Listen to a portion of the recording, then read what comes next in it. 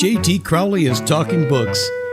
On the show, you'll hear from emerging talent and seasoned veterans from around the world. Hello, I'm JT Crowley, and I'm delighted to have on my show today Stephen D. Jones, pastor of the First Baptist Church of Kansas City, Missouri, which was founded in 1855. Stephen has served at his present church for close to 9 years. But we're not here to chat about the history of that particular church, but we are going to touch on maybe another one. But we're here to talk about his book, Galusha, Crisis and Courage in a Civil War Pastor, which is, everybody, truly breathtaking. Stephen was a former pastor of the Second Baptist Church in St. Louis, Missouri, another historical church founded in 1833. And it was while he was rooting around the church archives there, he came across a book written by a former pastor by the name of Galusha Anderson, which was published in 1909. This book by Galusha Anderson intrigued him. So much so, Stephen decided to research into the background of Reverend Anderson. And what he uncovered prompted him to write this book about the pastoral life and duties of Reverend Galusha Anderson. Stephen and his wife, Jan, grew up in the Baptist church community, and both of them have devoted close to 50 years of their lives to the Baptist ministry. They have 2 children, Brian and Janelle, and they dote on their 2 grandchildren. You see, everybody, with grandchildren, you can hand them back. Not with your own. Stephen has lived in several northern US states, going wherever his pastoral duties within the Baptist ministry were required. And like his predecessor, Galusha Anderson, his passions about racial equality for all, no matter what ethnic background they have or where their origins came from. Stephen is the author of 9 books, and the one we're going to talk about today is a biographical writing of Reverend Galusha Anderson's life and his work, and how he worked in the society and the community back in the late 1950s, early 1960s. And so for Stephen, Reverend Galusha, this is someone who he considers to have played a significant but largely unknown role within the Baptist movement ministry. So a lot of the source of Stephen's book comes from Reverend Galusha Anderson's own book, A Border City During the Civil War, and a few selections from Hitherto Untold. So let's get on and ask Stephen to come onto the show to talk about his epic book, because this podcast is about him and his book, not me waffling on. Stephen, come and join me and talk about your book and Reverend Galusha Anderson. Thank you, John. Good to join you. You're very welcome from Kansas City. That's right. Missouri, in the United States of America, everybody. There you go. Stephen, let's just talk about Galusha Anderson to start with before we get into the book, okay? Because I think this is important. Galusha Anderson was an American theologian and university president. He was born in 1832, Bergen, New York State, and died in Wenham, Massachusetts, 1918. He was a man of great significance, as far as I can see. He graduated from University of Rochester, as well as Rochester Theological Seminary. He was, I believe, the first pastor of your church in St. Louis. And he was a professor of homiletics, and that is the art of preaching, everybody. At Newton Theological Institute, he served at various Baptist ministries across some of America's northern states.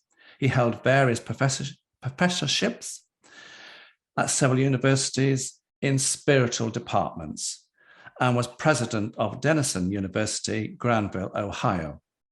A busy man, you could say. Now, I do note here, Stephen, that it's in the history of Galusha Anderson. He says he was born in Bergen, but you say he was born in Clarendon. And I know that they are just two small little towns not far apart from each other in New York City. So I thought, Anyway, so my question is, was this man a man who you feel influenced you greatly, so much so that you decided to write a book about him and his work? Sure. Well, I had never really had heard of him before I went to St. Louis. And as you say, I was, they have an archives room in a church with a lot of history, and I was going through some of that. And that's where I encountered this book that he wrote called A Border City During the Civil War. And I think many people have kind of a crucible moment in their lives where lots of things kind of, you get tested and pushed to the limit, and your true mettle comes out. And I think that's what happened during these, it really only 6 years that he served in St. Louis, but they were crucible years for Galusha, and for several reasons, personal as well as pastoral. And I was so taken by what happened to him, what happened to his family, that I read the book several times. And after I read it, what he was trying to do was to write kind of a societal history of St. Louis during the Civil War, which frankly, this many years later, some of it's interesting, some not.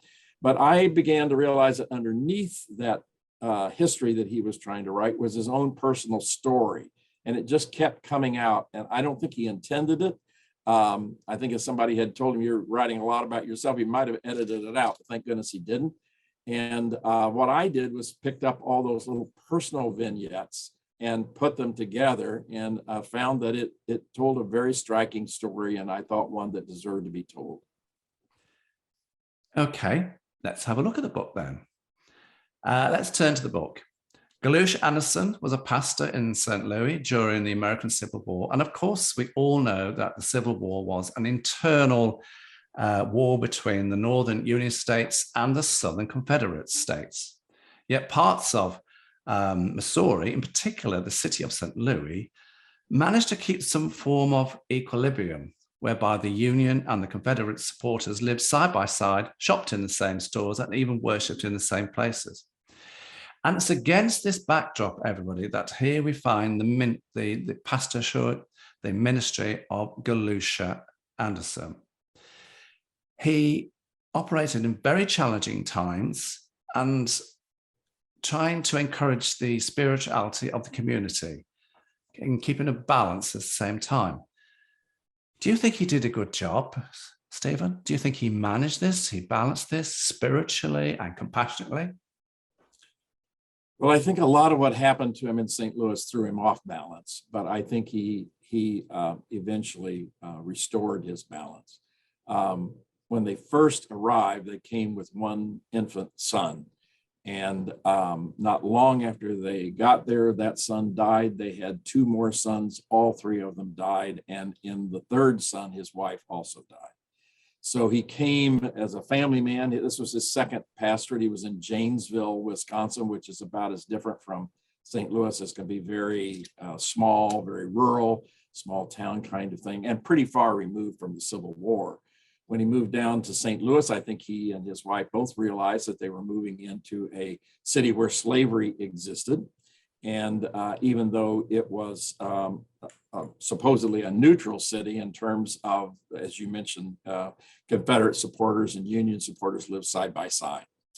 But I think the personal loss of he wasn't into St. Louis more than a year or two before he lost his entire family, just through natural death causes. There wasn't anything else causing it.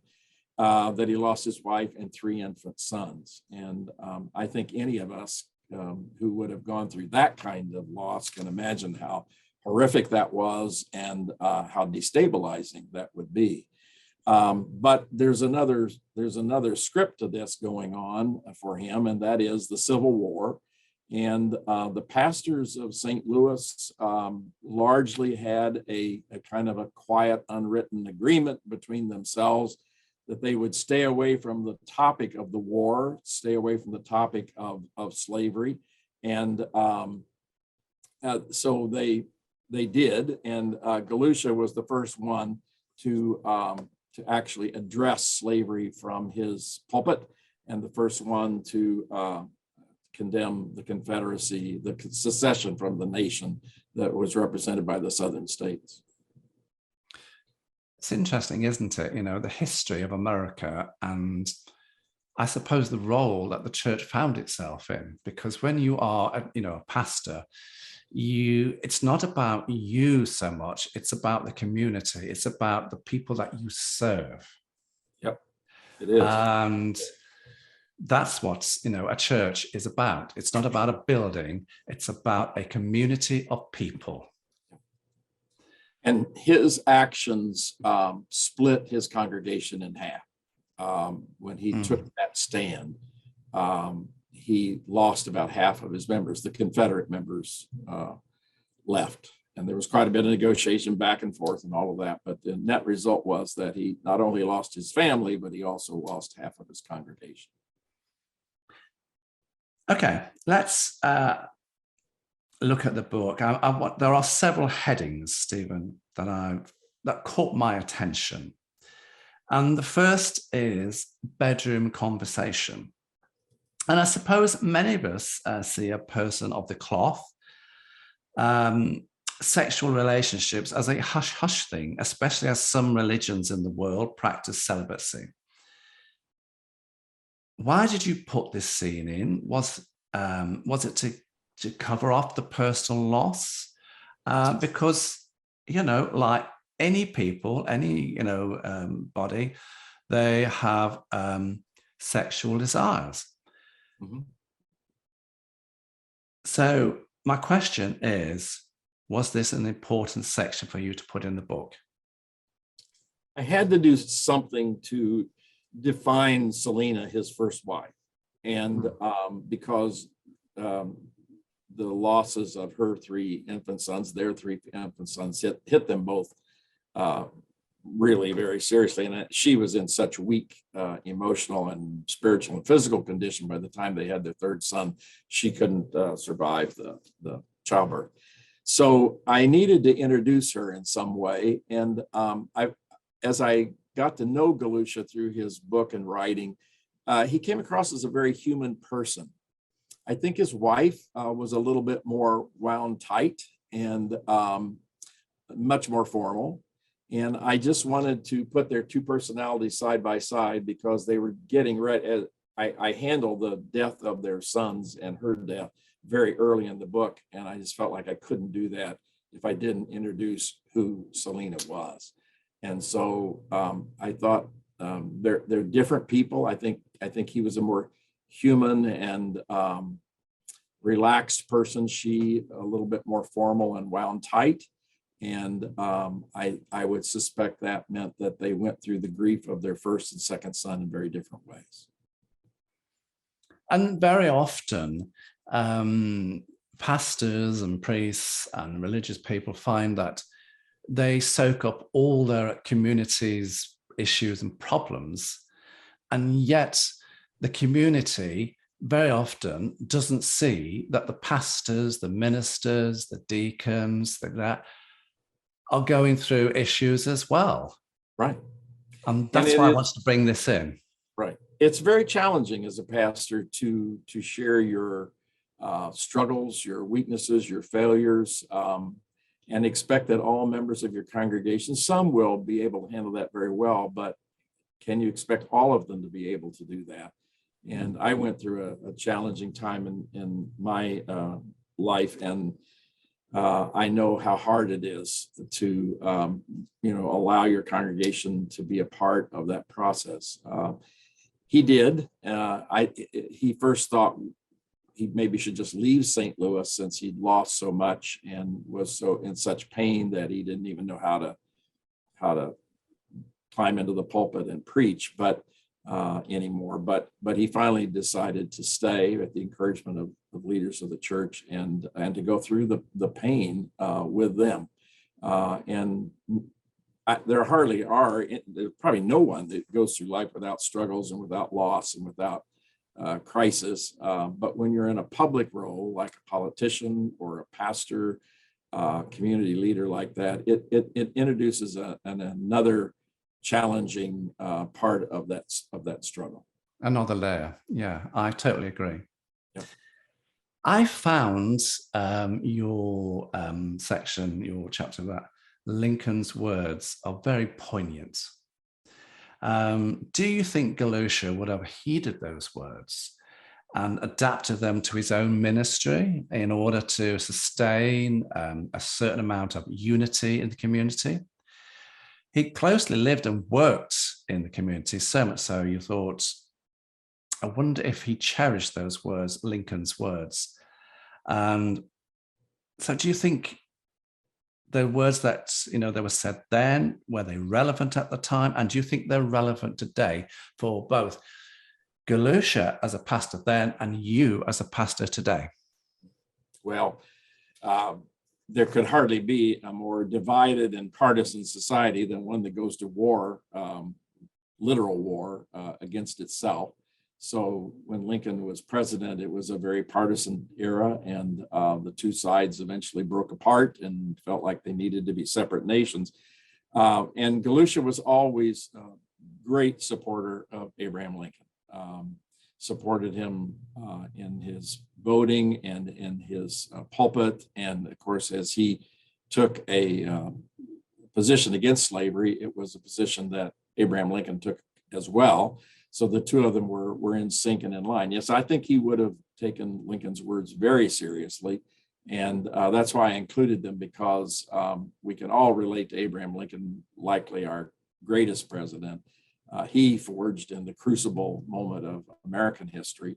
And I think these words, we are not enemies, but friends, as he goes on and talks about that, were very meaningful then. I think they're very meaningful today. As you likely know, America is already, again, divided in a partisan way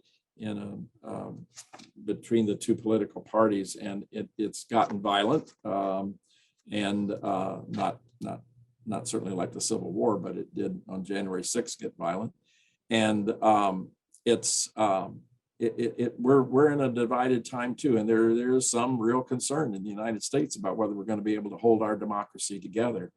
And most of us think we will, but it's only going to take courage to hold it together, and it's the kind of courage that Abraham Lincoln represented. That's a fascinating insight. Stephen, could you tell the listeners the moral story, and I say the moral story, behind the woman snuffer? Because she was racist when you look at it. She was racist. She was having none of these people coming into her house or into her community. But the story, that part of the story goes on to talk about refugees that came to St. Louis and how Galusha and the Christian community reacted to them. This is quite an important story with all its underlying messages, isn't it? It is. Well, it's kind of a hilarious story, and he tells it in that kind of light as well. She was a refugee from Alabama, and she came up to St. Louis to escape the war or whatever. We don't know exactly why she came, but she came as a refugee. Thousands of people poured into St. Louis because it was a city that had both Confederate and Union supporters that lived side by side. And she was definitely a very poor woman from a background. The deacon told her, if you go over and visit her, her apartment is in an uproar. It's filled with odor. She's messy. Her hair hasn't been combed in 5 years. She was quite a sight to look at. And the deacon urged him not to go. He said, I wouldn't go see her. She's kind of a mess. He said, if she wants me to come, I will come. So he goes up to her second floor apartment, I think it was, knocks on her door, and he takes in this sight. And she was a woman snuffer. She snuffed some kind of a concoction that she had from Alabama. And so she had that pipe in her hand at the same time. So it painted a very colorful picture. She said she wanted to join a Baptist church because the Baptist faith is very strong in the South, and she wanted to do that in St. Louis. And in the midst of the conversation, he wanted to alert her to the fact that they had an African-American member of their congregation. And when she found that out, she was just absolutely appalled and not going to join a church with someone like that in the congregation, and told him to get out. And even when he got down to the street, she raised up the window and told him that he was destined for hell, and yelled it out on the street as loud as she could. So it's a hilarious chapter, I think, in the book, and that happened between Galusha and this woman. He never encounters her again, as far as we know. But she wanted no part of a congregation that had Black people as members of the church. And then that chapter does go on to talk about the refugees who poured in.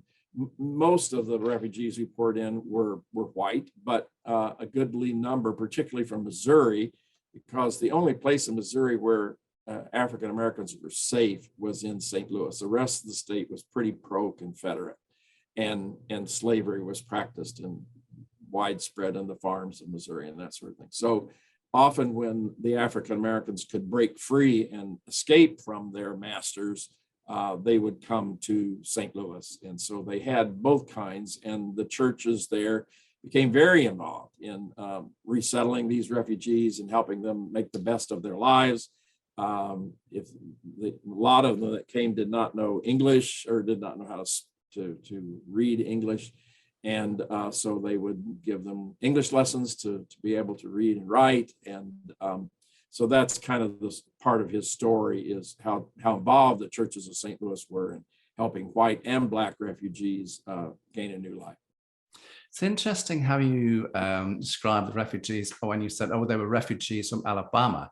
Well, that's just across the state, because nowadays we see refugees as people who have come from another country, not another state. I was just interested in that little comment. They said, oh, they were refugees from Alabama. I thought, Oh, they had refugees from even closer, from Kentucky and Tennessee and neighboring states, Arkansas, because the fighting was going on in all of those places. And perhaps I don't know the stories of any of them, but perhaps their homes were burned, or their lands were taken, or something like that, and they just had to make a new start someplace else. So St. Louis was a popular place to come, because there wasn't fighting in St. Louis, but the fighting was all around it. I found another part of your book extremely interesting, and this is Galusha and the trouble stirred by his prayers for President Lincoln. Now, we've already touched on that. He liked Abraham Lincoln. So here we go again.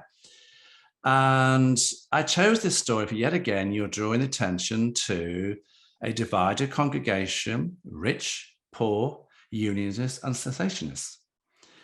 And it's pointed out to him that some of his deacons are staunch unionists, I'll even say. And of course, like in many churches, deacons play a significant role in those churches. They do. And so it's how Galusha maintains the status quo to keep his congregation unified. And it was said, well, he didn't always do that.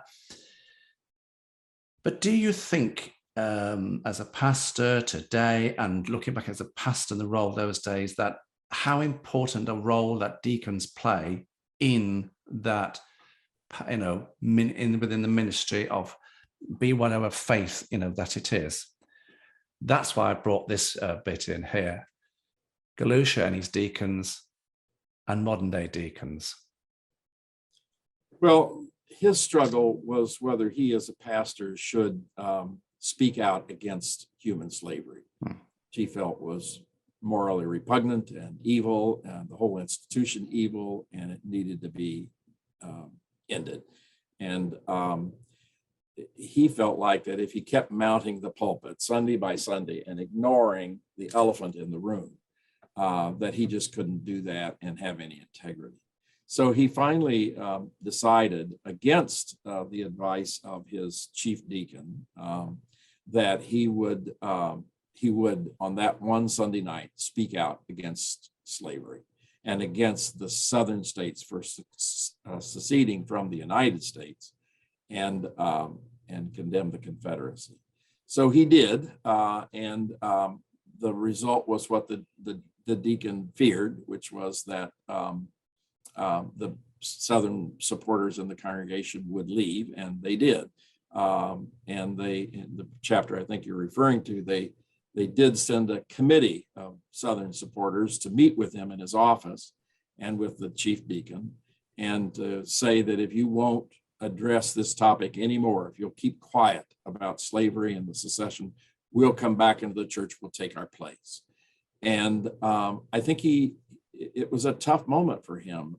He obviously would love to have those people back and have his congregation united again. But if the cost of that was that he had to muzzle his own sense of what was right and what was true, it was too great a price to pay. And so he spoke to them out of love. He was deeply involved with all three of them. He knew them well. They had been friends, but he had to say, I'm sorry, but I cannot muzzle my voice. I am called of God to speak the truth and to speak about justice, and slavery is unjust, and I just can't do that. And so they walked out of his office even more hurt and torn apart than before, and hardly any of them ever came back. That's why I wanted to bring this chapter in, because I thought it was so important. And for me, moving further, down the book or, through the book, we come to unwelcome peace offer. And it highlights the difficulties Galusha had with trying to be a spiritual guide and yet desperately trying to keep the balance between the Unionists and the secessionists, those that favoured a withdrawal from membership of a federation, or body, especially political state. So again, we're coming back to this him, Galusha, doing this balancing act, between being a spiritual leader and dealing with community issues. All pastors face this, don't they? All pastors face this. You can be quiet and just go along, which I think obviously that's appealing because you don't stir the waters. You just make peace with a small p, and sometimes you just have to look the other way when you think something should be addressed, but you don't think you have the support in your congregation to do that. One of the differences might have been, and it's the timing. I've noticed this, and I've heard other pastors speak of it as well, that if you've been in a congregation for, say, 10 or 12 years, and you've buried the dead and baptized the little ones and performed the weddings and stood beside people on the hospital bed and that sort of thing, you have a lot more latitude to address difficult and challenging topics. If you're in your second year of your ministry, where you're just getting acquainted and trust isn't as deep, which is the case with Galusha, it's harder and it's more divisive. Had he been the pastor to those Confederate members for 10 or 12 years, and then the Civil War came up, he probably would have had deeper relationships with them, deeper friendships with them, deeper trust with them, and many of them might have been able to make the journey with him. Even I've had people say, Pastor, I don't agree with you on this, but I love you, and I'm going to stay right here, and I hope you are too. But I've also had members say, Pastor, I don't agree with you on this, and I can't stay. And, it breaks your heart when it happens. No pastor enjoys that happening. But you just have to decide how important the truth is, how important justice is. We do follow a rabbi from Galilee that was fairly outspoken. And he was. And if we decide that we're going to reshape him into something that's much more acceptable, and we see a lot of that in America with some of our big churches, prosperity gospel churches and things like that, where they're reshaping Jesus into what they want him to be. And he begins to look like a white middle-class American rather than who he really was. And Galusha didn't want to do that. He in his day, he faced that same challenge that every pastor does face. And he decided, no, he had to speak the truth. He had to take a stand. And I think this book would be helpful for almost any pastor. That's not always going to be the answer. Sometimes you do have to say, well, I'll bide my time and stay here a little bit longer and see if we can address this at another time. But for him, the Civil War was raging. There was battles all around, and he felt like he had no choice but to speak the truth to his congregation and to his city. It was a huge change. And soon after he did that, in the next year and a half, the Episcopalian, the Methodist, Presbyterians, some of the other pastors began to join him. Not all, because there were Confederate supporters among the pastors as well. But eventually, the Union pastors of St. Louis stood and took the stand. But he was the first, and his was the congregation that split wide open over the issue. And again, we go to the reenacting a slave owner from Mississippi, and the message again is about his stance on slavery. And we've already touched on this, but I just thought this was a nice little chapter to put in there just to reaffirm his stance on slavery, wasn't it? It was, yeah. I think this couple, he was a banker, and they invited Galusha and his wife over for dinner soon after they arrived, and they were bragging about their two slaves. Their names were Wash and Mammy, very typical slave names. And they were bragging about how loyal they were to their family, to their two little girls. They would never betray them or run away. And as soon as the war was declared between the North and the South, Wash, the man, was the first slave in St. Louis to run away from his slave owner. And that's the part about this chapter. And finally, they actually locked the slaves in their house. The slaves did stay in the house, but they locked the house at night with a key that they couldn't get out. And Mammy actually put her sheets and things in a long rope and jumped out the window with that, and she ran away too. So they were at the beginning of the chapter bragging to their pastor, their new young pastor, and his wife about how loyal their slaves were and how much a part of their family they were and all that kind of thing. And not too long after that, both slaves ran away because obviously it was an inhumane situation, and the couple couldn't even recognize that. Yes, it's a chapter with a tale of two woes. That's what I thought when I read that chapter. Stephen, when I look at the lives of both Galusha and yourself, I can see certain, similarities. You were both pastors of the same church, organization, and that was in St. Louis, because that's where you both, practiced your ministry. You both write and wrote books. Galusha had to deal with racial discrimination, social injustice, civil disorder, conflict back in the 1850s and 60s. And you're, as a modern pastor, still heavily involved in the life of your church, still having to deal with racial inequalities, divisions within the communities you serve. You both went to the same seminaries.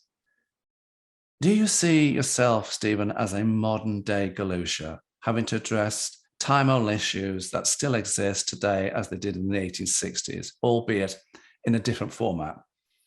Black Lives Matter today, racial tension, rich and poor issues still there. Has America moved on? Wow, what a question. That's why I asked it.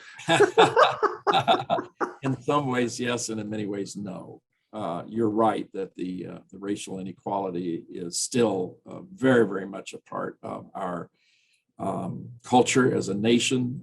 Racism is systemic in America, and it's an ongoing challenge, and we're going through it now with more conservative voices wanting to ride out slavery so we don't teach our children because it would make them uncomfortable to know that we had slavery in our country, and to ride out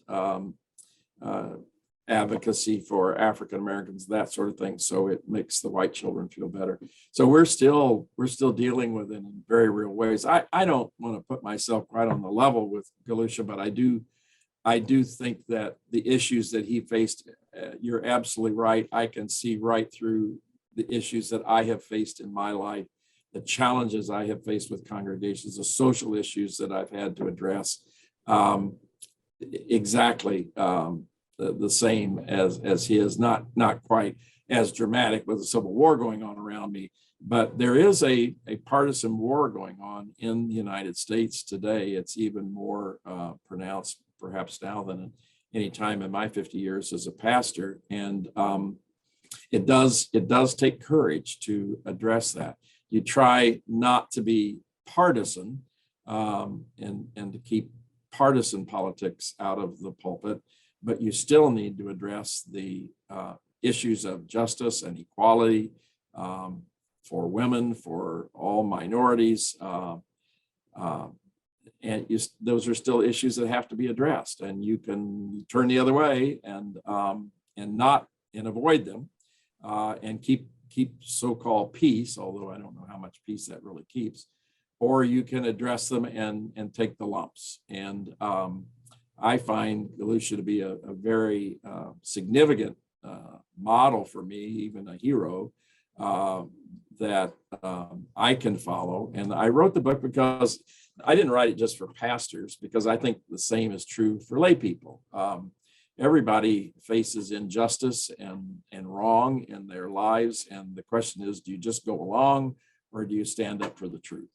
And for pastors, it has very real consequences, but in the jobs that lay people have, when someone's not treated right because it's a woman or it's a Black person or it's an Asian or whatever, you're still faced with the same choice. Are you going to stand up and speak the truth, or are you going to kind of duck down and go along? And I think reading Galusha and his courage during the Civil War can be very helpful for us today, for people of truth and people of faith to know what to do. And I don't think it offers a easy prescription. Oh, you should always do such and so. I don't think it does that. But in fact, he was only there a couple of years, had just started with his congregation, and felt like he had to take a stand. And we see the consequences of that. And what's next for Stephen D. Jones, both personally and literary wise? Well, I just left my little 7-month granddaughter at home this morning. We're taking care of her today. So that helping raise our 2 granddaughters is a key part of, I didn't realize how important that would be, but you are so right. When you have your own kids, you never get a break from it. So we are the break for our daughter and her partner, so that we can give them a little time off and we get some time with their granddaughter. So that's certainly important. And I'm co-leading a congregation in Kansas City that has been hurt and touched by the COVID pandemic, as every congregation has. I suspect worldwide, but I know it most in the United States. Many of our people have still not come back. Everyone has gone on to streaming live their services. So it's awfully easy to sit in your jammies at home with a cup of coffee, and you don't have to dress up or anything, and just sit and watch. Yeah. And that's good. I'm not against that, but it does change the nature of organizations that rely on face-to-face sense of change the dynamics. It does. So we're dealing with that and all of the challenges that came out of that, and some possibilities that have come out of that. So I've had 50 years of experience as a pastor, and I have never been through anything like this before. This is a whole new new things. So I'm got to be on my toes as much as any other younger pastor, just learning and trying to figure out and navigate these difficult waters and to help my church come out on the other side stronger and better prepared to serve in the future. That's a tall order, and that's what we're involved with. Any books in the pipeline? I don't have any right now. I did just write another book called Learning Jesus. It was published a year later than Galusha. And so I don't, right now I'm kind of in a break, but we'll see. I like that, in a break. Where can people get your book from? Easiest way is Amazon. It's listed on Amazon and it's very easy to order. You just go and type in the title or my name or whatever, it'll pop up. 2 or 3 of my other books will pop up too. And that's the easiest way. You can get it from the publisher, Trafford, but probably it's easiest to get it from Amazon. So this is a book, not only for pastors, it's a book for everybody to read and get an insight into the fascinating life of a significant person, but not largely known, Reverend Galusha Anderson. Stephen Jones, thank you so much for giving me the opportunity to talk to you about yourself and your book. Stephen D. Jones, everybody. Thank you, John. Oh, it's been an absolute delight. I'm JT Crowley. Thanks for listening, watching, wherever you are in the world. So until next time, stay safe.